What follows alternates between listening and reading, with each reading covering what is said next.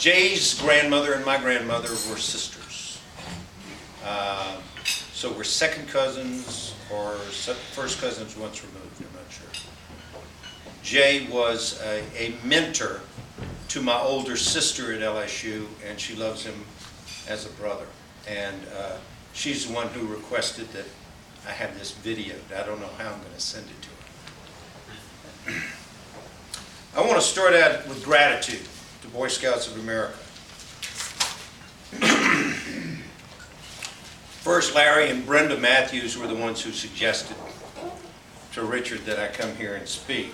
So thank you, Richard. And I have known of Jay's involvement with the Boy Scouts for the last 40 years. It's been marvelous to know what Jay means to the Boy Scouts of America here. It is an honor to be a cousin. Also to Emil. My goodness, I have heard stories of Emil and his troops going to Philmont for the last 30 years. What an incredible hero he is. I didn't get to go to Philmont in 1962. I didn't even know about it. And then all of a sudden in the paper they had this little advertisement that there was going to be a canoe trip from Alexandria down to New Orleans. I volunteered, or in those days it cost $20 for everything. And there were 6 canoes, there were 2 leaders, and there were 10 Boy Scouts. Wayne Denley was my canoe partner, and I was terrible with the J-stroke. I could not direct the boat from the rear. I was the power. I was up front, and you need the muscle up front.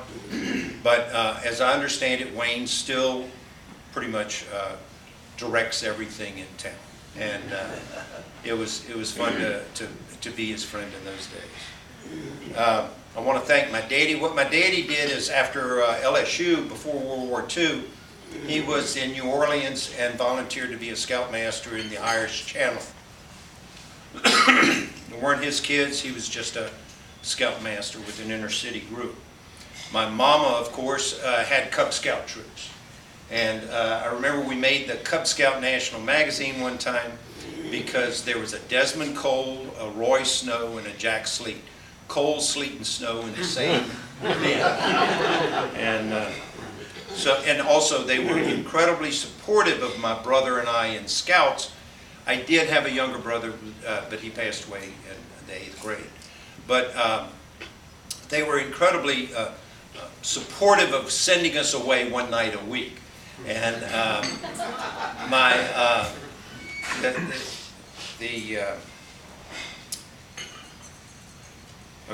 my older brother, Skeet, Phil Jr., he was 5 years older, not only Eagle Scout, but got a couple of the bronze, a couple of the leaves, and then he went to West Point and served in Vietnam.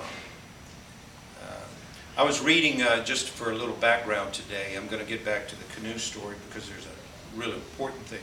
Oh, I was told by a friend I have to introduce, I am not a liar, I am a hyperbolist. I will use some hyperbole tonight that might scare some of the younger people, but it's pretty close to true. It's exaggeration is what it is. But the values, the mission statement of Boy Scouts of America, the values of the Scout Oath and the law. I went through them: trustworthy, loyal, helpful, friendly, courteous, kind, obedient, cheerful, thrifty, brave, clean, and reverent. I made a highlight of courteous, kind, cheerful, and brave. Those have been the hallmarks of my life because of Scouting. I look back at those as being the most important values, the most important principles that I was endured with in Boy Scouts. So I went to Takapaw Camp probably 5 years, at 2 or 3 weeks. I was in the Order of the Arrow and did the Native American dances. I remember I was a drummer at a state competition, and I heard somebody going, hey. I said, what is that? And they said, heck yes, heck no, heck yes, heck no, heck no. So I, hey,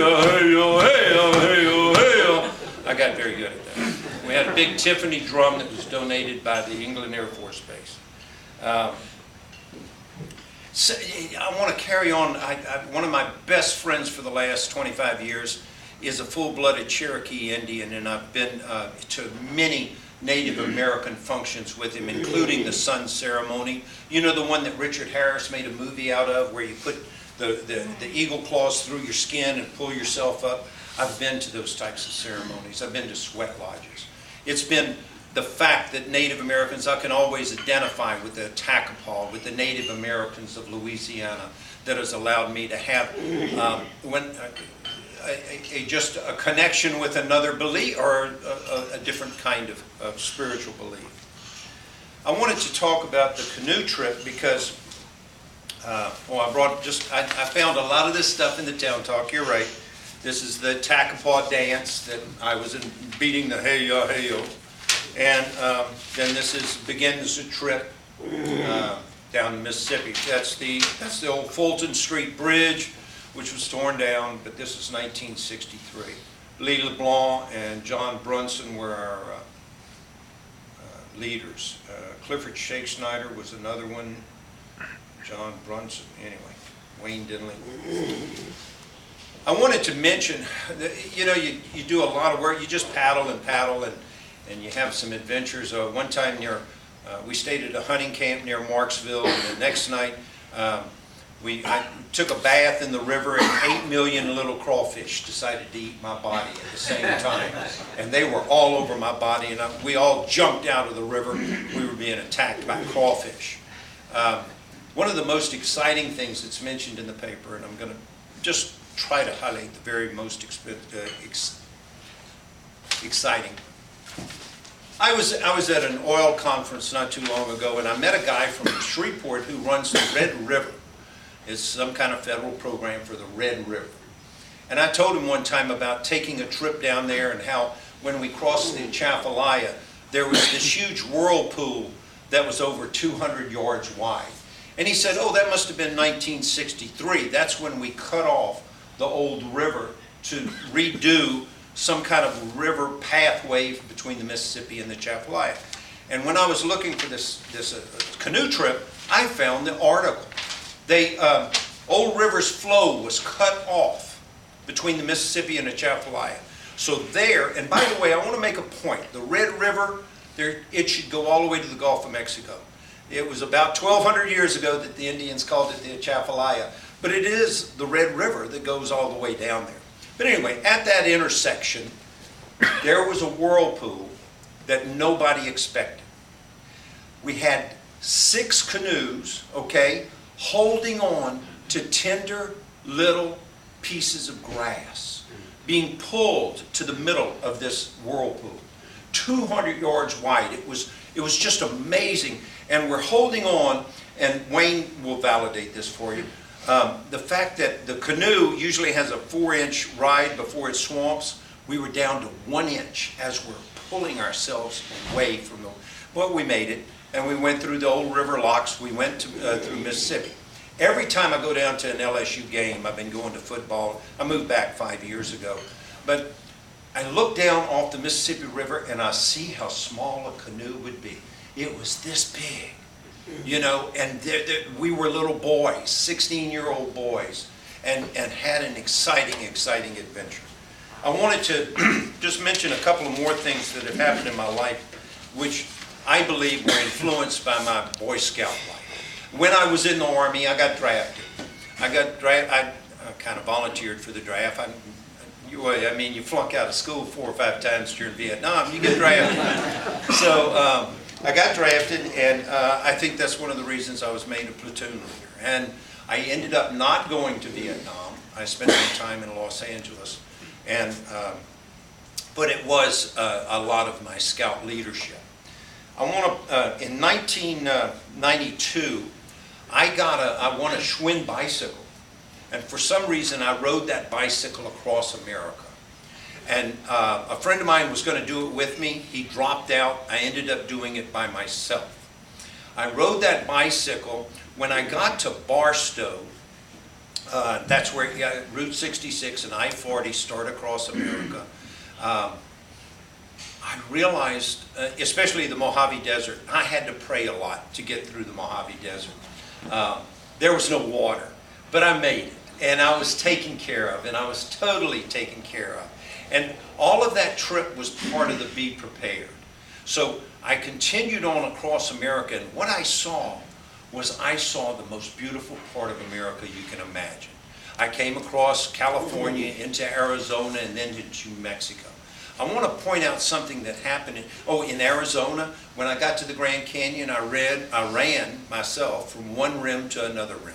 I've done some extremely exciting things, adventurous things in my life. Because of my running, I've always been addicted to running. Now I have a knee replacement and I don't do it anymore, but I've actually run thousands of mountains. I just ran daily in Hollywood. You know where the Hollywood sign? That's Mount Lee. That's a mountain, okay? I would run that on a daily basis.